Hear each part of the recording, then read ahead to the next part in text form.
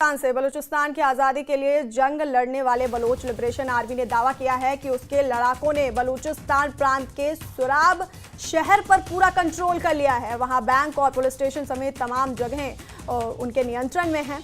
विद्रोहियों ने सुराब शहर के पुलिस स्टेशन को भी आग के हवाले कर दिया है, जिसमें एक पुलिस अधिकारी की मौत हो गई है। तो बड़ी खबर आपको बता रहे हैं पाकिस्तान से, जहां पर बलूचिस्तान की आज़ादी के लिए जंग लड़ने वाले बलोच लिबरेशन आर्मी ने यह दावा किया कि उसके लड़ाकों ने बलूचिस्तान प्रांत के सुराब शहर पर पूरा कंट्रोल कर लिया है। बैंक और पुलिस स्टेशन समेत तमाम जगहें उनके नियंत्रण में हैं। विद्रोहियों ने सुराब शहर के पुलिस स्टेशन को भी आग के हवाले किया, जिसमें एक पुलिस अधिकारी की मौत हो गई है। तो बलोच लिबरेशन आर्मी ने यह दावा किया है, सुराब शहर पर नियंत्रण का दावा किया गया है। इसके साथ ही बैंक और पुलिस स्टेशन पर भी कब्जे का दावा किया गया है। विद्रोहियों ने सुराब शहर के पुलिस स्टेशन को आग के हवाले किया, जिसमें एक पुलिस अधिकारी की मौत हो गई है।